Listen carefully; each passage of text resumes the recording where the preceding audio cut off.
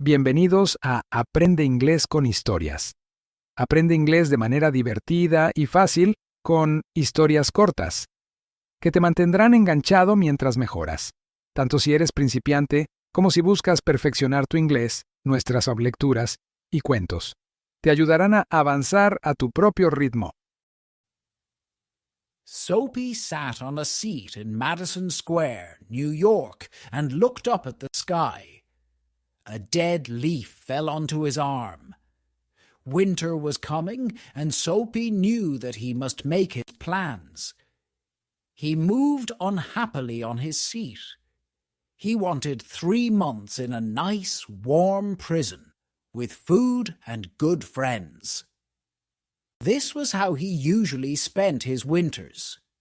And now it was time, because at night, on his seat in the square, 3 newspapers did not keep out the cold. So Soapy decided to go to prison, and at once began to try his first plan. It was usually easy. He ate dinner in an expensive restaurant. Then he told them he had no money and they called a policeman. Nice and easy, with no trouble. So Soapy left his seat and walked slowly along the street. Soon he came to a bright restaurant on Broadway. Ah, this was all right. He just had to get to a table in the restaurant and sit down. That was all, because when he sat down, people could only see his coat and his shirt, which were not very old. Nobody could see his trousers. He thought about the meal, not too expensive, but good. But when Soapy went into the restaurant, the waiter saw Soapy's dirty old trousers and terrible shoes. Strong hands turned him round and helped him out into the street again. So now he had to think of something different. Soapy walked away from Broadway, and soon he found himself on 6th Avenue. He stopped in front of a shop window and looked at it. It was nice and bright, and everybody in the street could see him. Slowly and carefully he picked up a stone and threw it at the window. The glass broke with a loud noise.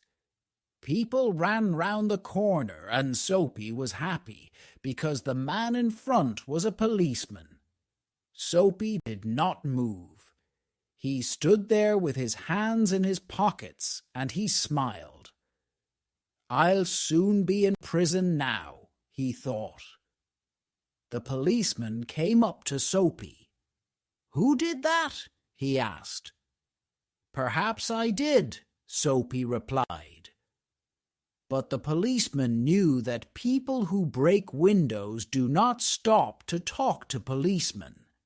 They run away. And just then the policeman saw another man who was running to catch a bus. So the policeman ran after him. Soapy watched for a minute. Then he walked away. No luck again. He began to feel cross. But on the opposite side of the road, he saw a little restaurant. "Ah, that'll be all right," he thought. And he went in. This time, nobody looked at his trousers and his shoes. He enjoyed his meal, and then he looked up at the waiter, smiled and said, "I haven't got any money. You know, now call the police. And do it quickly. I'm tired." "No police for you," the waiter answered. "Hey, Joe!" Another waiter came, and together they threw Soapy out into the cold street. Soapy lay there, very angry. With difficulty, he stood up. His nice warm prison was still far away, and Soapy was very unhappy. He felt worse because a policeman who was standing near laughed and walked away. Soapy moved on, but he walked for a long time before he tried again. This time it looked easy. A nice young woman was standing in front of a shop window. Not very far away there was also a policeman. Soapy moved nearer to the young woman. He saw that the policeman was watching him. Then he said to the young woman with a smile, "Why don't you come with me, my dear? I can give you a good time." The young woman moved away a little and looked more carefully into the shop window. Soapy looked at the policeman. Yes, he was still watching. Then he spoke to the young woman again. In a minute she would call the policeman. Soapy could almost see the prison doors. Suddenly, the young woman took hold of his arm. "Okay," she said happily. "If you buy me a drink. Let's go before that policeman sees us." And poor Soapy walked away with the young woman, who still held onto his arm. He was very unhappy. At the next corner he ran away from the woman. Suddenly he was afraid. "I'm never going to get to prison," he thought. Slowly he walked on and came to a street with a lot of theaters. There were a lot of people there, rich people in their best clothes. Soapy had to do something to get to prison. He did not want to spend another night on his seat in Madison Square. What could he do?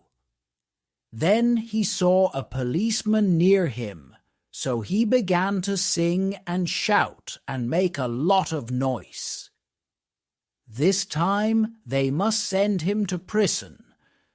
But the policeman turned his back to Soapy and said to a man who was standing near, "He's had too much to drink, but he's not dangerous. We'll leave him alone tonight." What was the matter with the police? Soapy was really unhappy now, but he stopped making a noise. How could he get to prison? The wind was cold, and he pulled his thin coat around him. But just then, inside a shop, he saw a man with an expensive umbrella. The man put his umbrella down near the door and took out a cigarette. Soapy went into the shop, picked up the umbrella, and slowly he began to walk away. The man came quickly after him. "That's my umbrella," he said. "Oh, is it?" Soapy replied. "Then why don't you call a policeman? I took it, and you say it's your umbrella. Go on then. Call a policeman. Look, there's one on the corner." The umbrella man looked unhappy. "Well, you know, perhaps I've made a mistake. I took it from a restaurant this morning. If it's yours, well, I'm very sorry."